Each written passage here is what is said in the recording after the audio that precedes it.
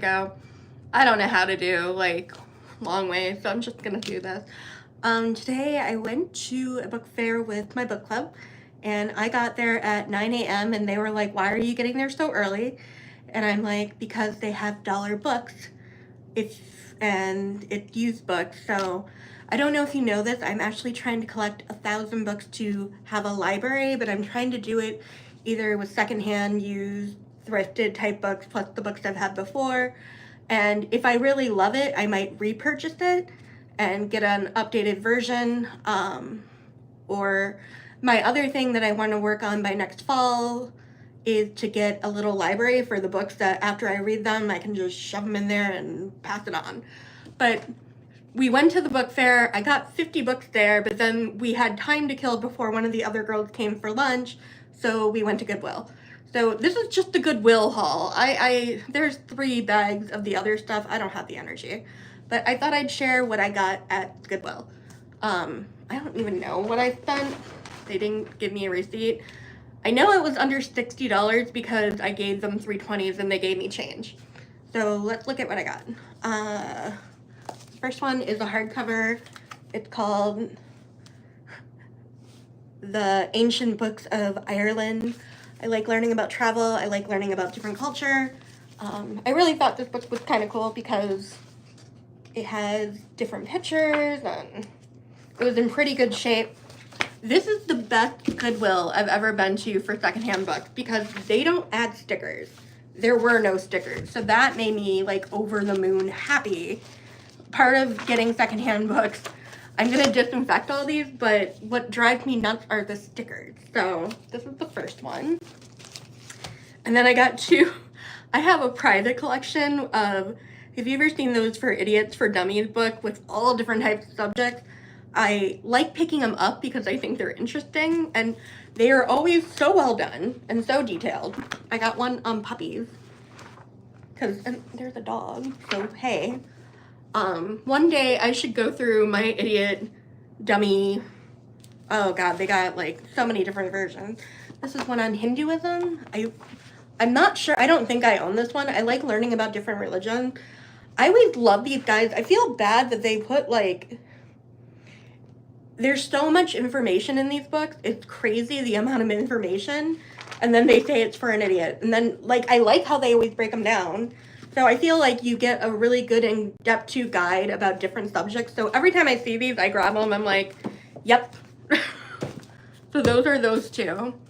My friend Trish is like, do you have this? Have you read this? I'm like, I saw the movie. I don't know if I have this. I think I might, but she insisted and then she broke my rule and I said I like getting only hardcovers and she shoved this in my hands anyways. So have you read this? Any good? Hi. Thanks for coming by and saying hello. Hi, Fever Dream. Feel free to comment to each other and follow each other's channels. I do also hang out on the tuber chat with Kevin and all our friends, and I love the way everybody's supporting and connecting and whatever. I just like sharing my hobbies, and this is why I haven't really been posting lately, because I get hyper fixated on different subjects, and right now I need 1,000 bucks. So I just hit 555 the other day. I bought 50 at the book fair today, plus like 6 other fancy books from authors that were there that were signing. And then at Goodwill today, I think I just bought 22. So I probably added like another 100 within the last week. So I'm probably at 600 right now. But this is that one. And if you've seen my collection, I have every Janet Ivanovich, like Stephanie Plum book there is. Like, I think I'm missing 3 and I thrifted most of them. But then I saw this and I had to get it. It's How to Write, The Secret of Being a Bestseller Author. I know her books are kind of tacky and goofy, but I love watching them because I listen to them. I have like every audiobook and then I have the hardcovers too. And it's just funny because that's what I listen to when I case note throughout the day. So when I saw she wrote a book about writing, I'm like, oh, I want to check that out. And the next one, I like buying cake books. I like buying cooking books. I like that there was ribbon. I like that it says magic. So I thought it was cool. It's just a bunch of different cake recipes and pictures of cakes. Not that I need a cake, but it's such a cute cooking book, and I figured, oh, that'd be fun to add to my little cooking area. This is another book Trisha like shoved in my cart. It is hardcover though.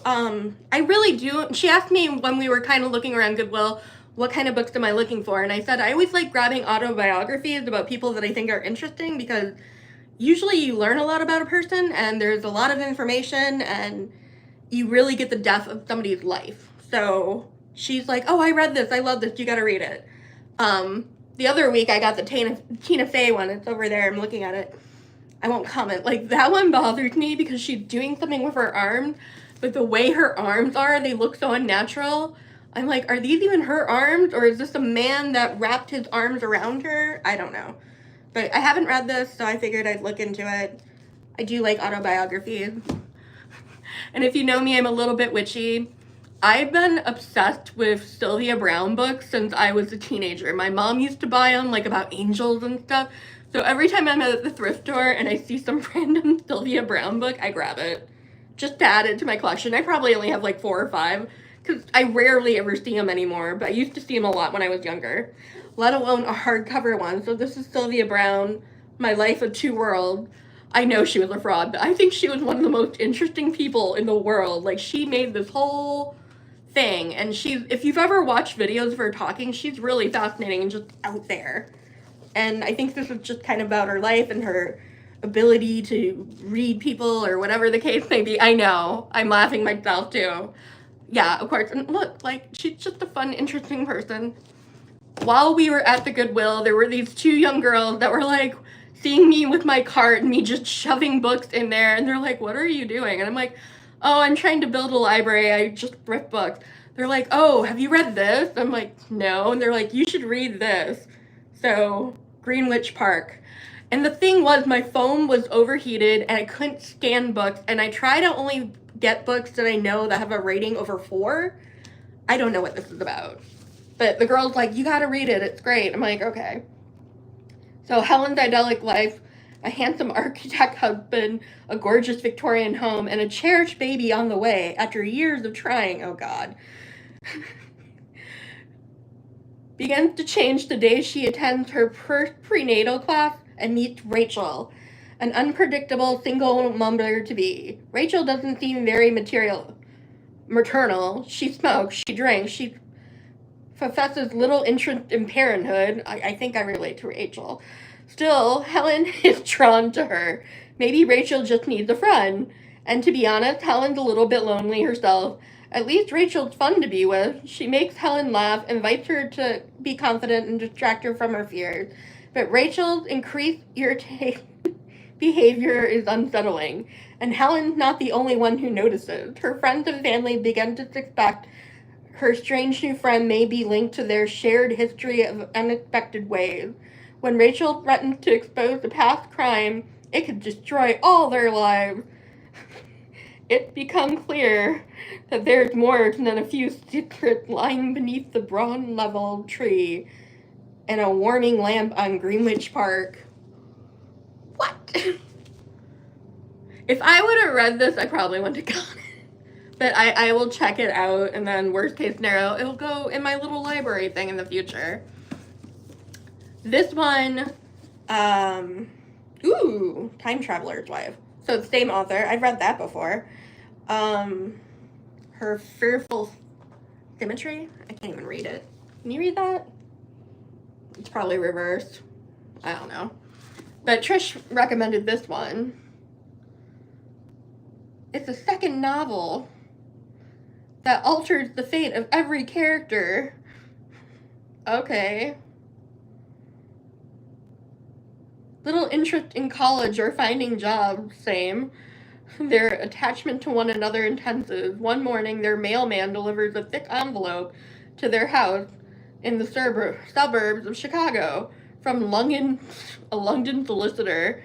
Enclosed is a letter informing Valentina and Julia that their English aunt, somebody Nobili, who they never knew, had died of cancer and left them her London apartment. Hey, that sounds good. There are 2 conditions to receive this inheritance: that they live for a year before they sell it, and that their parents not enter it. That's weird. So Julia and Valentina are twins. So they were estranged from their mother. Okay. The girls moved to this woman's flat, which borders the vast Ornament Highgate Cemetery. Ooh. Where Christina, and then it says a bunch of people who I don't know. Even Karl Marx. I guess a bunch of famous people are buried there. So Julia and Valentina come out knowing they're living in the residence of their building. There is Martin, who's a brilliant, charming crossword puzzle neighbor. Great. I guess these are all their weird neighbors. Trisha, why did you recommend? I don't know. But yeah. Hello. Pre-retirement days? Yeah, same. Why do you think I'm building an empire of books now? I also like collecting autobiographies about the president, and then once a year I force myself to read a book about the president. I've gotten to Andrew Jackson, and now I'm starting over again because I don't remember Washington.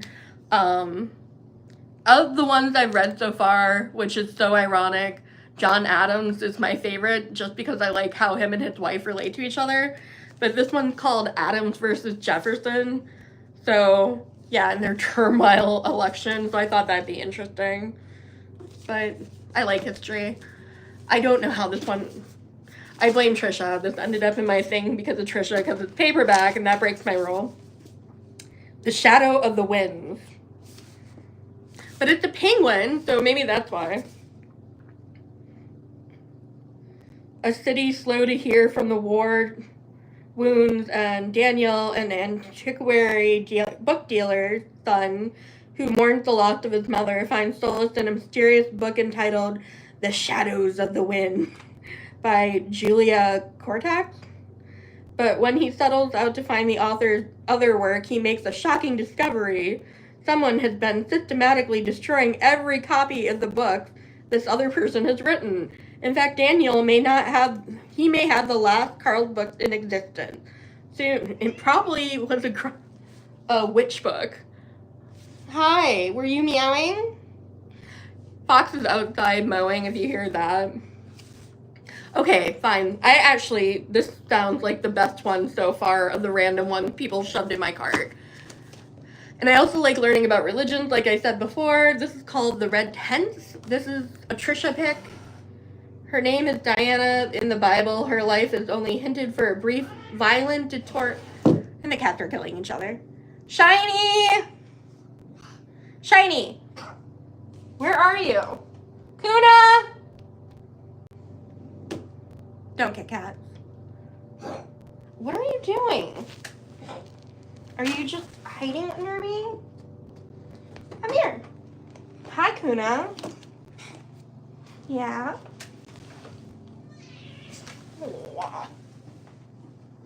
Are you okay? What's wrong? Was Kunani being naughty? Yeah. They're obsessed about dinner. It's not even near 7. You eat at 7. Was Kuna cuddling you? I'm sorry I got interrupted. Cats are cats. Mwah. Bye. Yeah, I know. So, religious book. I don't know. Told in Diana's voice, this novel reveals the traditional turmoil of ancient womanhood and the last red tent. It begins with the story of her mothers, Leah, Rachel, I'm gonna butcher these. I'm not even gonna try. And the 4 wives of Jacob. They love Diana. I'm probably butchering Diana's name too. Dinah? Dinah? Dinah? I don't know. I clearly don't read. This is why I never got into acting or nursing or anything where I had to read things out loud and be judged. It gives her the gifts that are sustained through her hard work, youth, a calling of midwifery. Oh, that's cool. Home in a foreign land. Diana's story reaches out from the remarkable period of early history, creating an intimate, immediate connection. Okay. I will try it. This is another Penguin book that I was like, oh, I wonder what that's about. The Read Out Loud Handbook. Includes a giant treasury of all great reads aloud books. And then it just gives recommendations, I think. Every child can become an avid reader. In the Read Out Loud Handbook, Jim shows how to make it happen. In this beloved classic guide, Jim shares his inspirational message backed by delightful anecdotes as well as the latest research, oh goody, explaining how Reader Out Loud awakes children's imagination and improves their language skills. Show how to begin reading out loud and which books to choose. Discuss the latest research in reading to an infant and using chapter books with preschoolers. Wow. Suggest ways to create reader-friendly homes, classrooms, and library environments. Build a library. I don't know. Giving tips to lure... Why did I think this was a good thing? Yeah. Giving tips to lure children away from the television. I wonder if that works with your husband, too. Show how integrated silent reading with read out loud sessions include brand new chapters sharing valuable lessons from phenomenal book club books, the Harry Potter books. Nobody wants to read the Harry Potter books. And the internet. Offer up-to-date treasury and more of 1,500 children's books that are great for reading out loud and picture books to novels. Penguin.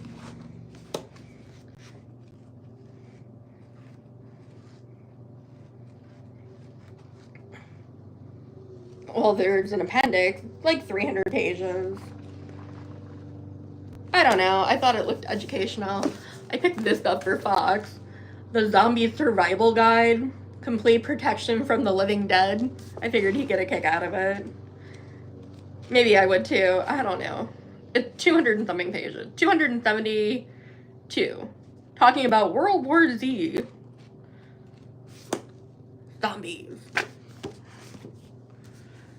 Yeah, I broke my, no flexi books a lot. Thanks a lot, Trisha. I think this is another one of Trisha's pick that I had to read. I don't know what this is. Transcripts? Author Life After Life? What is this about? In 1940, 18-year-old Julia Armstrong is an unlikely recruit in the world of espionage, assisting to an obscure department of M15. Her job is to monitor the comings and goings of British fascist sympathizers, work to find... Oh god, this sounds dreadful. But after the world has ended, she presumed to have... Hi, Ruby. Are you girls having a little chat? Be nice. Okay. What was I? I'm sorry. 10 years later, working on the radio, producing the BBC, Julia is unexpectedly confronted by a figure from her M15 days. There's a different war being fought on a different battleground, and Juliet is once more under threat. A bill reckons it's due, and she finally begins understanding there is no action without consequences. I would be interested to know what rating this got. I'm not sure if it's for me. Bad books always come in handy. That is true. Another soft book that I didn't pick. The Last Castle, an epic story of love lost in American royalty. I think this was the Trisha pick. Before his marriage, Ed Dresser, he got a lot of fancy names in this thing, a wealthy bookish George Vanderbilt had decided his life to create a spectacular European-style estate on 125,000 acres in North Carolina wilderness. He summons the famous landscaper, architect Frederick Law, to build on the ground, collaborate with celebrated architect Richard Morris Hunt to build a 175 square foot chateau and fill it with priceless art, antiques, and charming village beyond the gate. Edith becomes a mistress of the estate, nearly 3 times the size of Washington, D.C. I wonder if this place still exists. Of the village and surrounding areas. And when the fortune shift and changing of times threatens her family, her home, and her community, it's up to Eden to still the Biltmore and secure the future of the region for her husband's legacy. Spanning world wars, the Jazz Age, the Depression, featuring a cast of real-life characters including generations of Vanderbilt families, F. Scott Fitzgerald, Teddy Roosevelt, John Stingler, I don't know, Henry James, and Eden Wharton. The Last Castle is a consequential American story of ingenuine art and preservation. Okay. I'm gonna torture them and make it a book club book. There's a bunch of notes and sources, so great. So how many pages is it? I'm still going through the notes and acknowledgement. 307. Okay. I picked this one because I felt like it looked familiar. The City of Fallen Angels by author of Midnight in the Garden of Good and Evil. I swear I have that book somewhere. Yeah. But again, the great thing is there are no stickers on any of these books, so that made me happy. I don't know what it's about. Venice, that's what... Oh, yeah, hi, Kuna. Where are you? What? Oh. You want to see the peoples? Mwah. I know you're hungry. We don't eat until what time? 7. Mwah. You've had a busy kitty cat day. Yeah? Kuna. He's like, nope, I went to play. I went to roam. I'm gonna meow. You gonna meow? Meow. Yeah, that's what I thought. Somebody wrote in it. I hate when they do that. Venice, a city of masked riddles, where narrow streets and passage form giant mazes and confront uninterrupted depth and sense of mystery. As captive and inclusive, the city teeters to precautious balance between endurance and decay. Architectural treasure crumble, foundations shift, yeah, this is true. So, effort to preserve them is underway. In the City of Fallen Angels, the author of the record-breaking bestseller Midnight Garden and Good and Evil unveils an enigmatic Venice only he can. The story opens in the evening of January 29th, 1996, when a sensational fire destroys a historic opera house. I wonder if I've been there. We went to an opera house during our honeymoon. I should look that up. The loss of the opera house is a catastrophe for... Oh my god. It looks like Martians with Venetian. There we go. Made worse by the revelation of arsons might have been the cause. Arriving 3 days after the fire, Benedict, the author, becomes kind of a detective inquiring of the nature of the remarkable city while gradually revealing the truth about the fire. In the course of the investigation, why does he get to investigate? Benedict encourages a rich cast of characters, a hard-as-nail prosecutor who blushes when he's angered, a prominent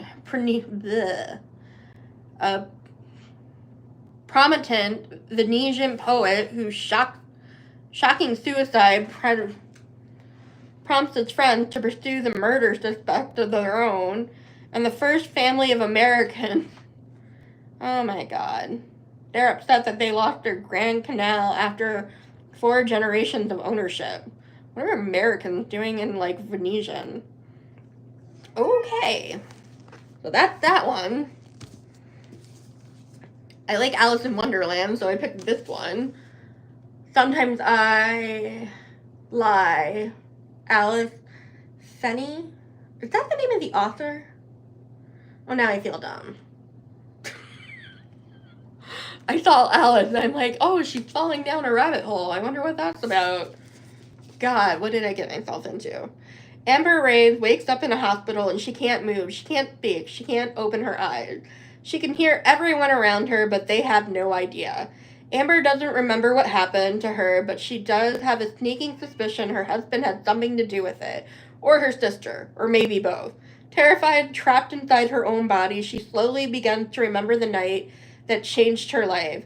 Is it in a coma due to an accident?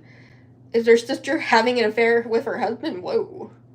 What happened at work with her horrible boss? And who's the person who's silently visiting her bedside each night?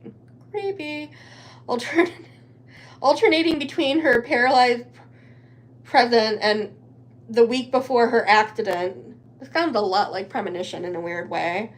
A series of childhood diaries from 20 years ago, Sometimes I Lie, build an ending that will leave the reader speechless in this psychological thriller.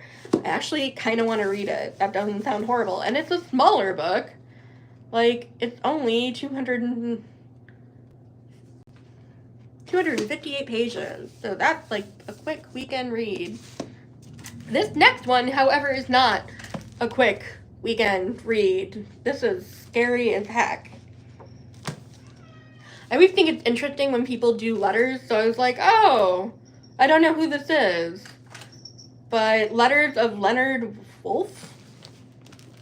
Who is this person? And see how what a life he has led, and see how he has led it. Although he's been overshadowed in the world by the fascination. Oh, this is his wife. Ooh, so Virginia Woolf's husband, meaning the letters that he kept were probably written by her. So, hey, I'll take it. Does that mean it? So it's a bunch of his. Yeah, this will be good. This will take forever. How many pages is this? 500 and... Jesus. 585, I think? No, I'm sorry. Yeah, 85. 86. 586. I am excited and nervous about this. But this should be good. I'm starting to finish my buddy read, which is somewhere else in this house, which it was something called the Potato Peel Cider. But basically, it's a bunch of letters between a writer, her management, and her best friend, and a bunch of people on an island, and it's about World War II, like the ending of the Blitz, and how the Germans were starving them, and how all this stuff is going on, and how they're raising an orphan child, and the mother got killed, and how that went about. The last two, I've been trying to get more classics, because I don't really have any. The Canterbury Tales. This is very worn. I like that there's little bookmarks in it. Like mapping out when different books start and end. This one's also a longer one. It's got like 640 pages. But the Canterbury Tales. So that'll be interesting. And then the last book for my Goodwill books, Tuesdays with Morrie. Have you read this? I know there was a movie. I saw it when I was a kid. I hope you're enjoying these book tours. Maybe I'll go through my library. Now I really just want to organize and clean them. But I need more bookcases too. But I hope you guys are all well. Thanks for coming by and stopping by and seeing my live. Feel free to watch, subscribe, comment below your favorite book. Comment below books you hate, detest, whatever. I love learning more. And if you're watching the replay, give me a little black cat in hopes of Ruby. Maybe someday she'll jump up here. Or not. I have 3 cats. If you know all 3 of my cats' names, comment that too. That'd be cool. And Fox, I think, just got done mowing. So, bye! And remember, you have the ability to be awesome. Take care.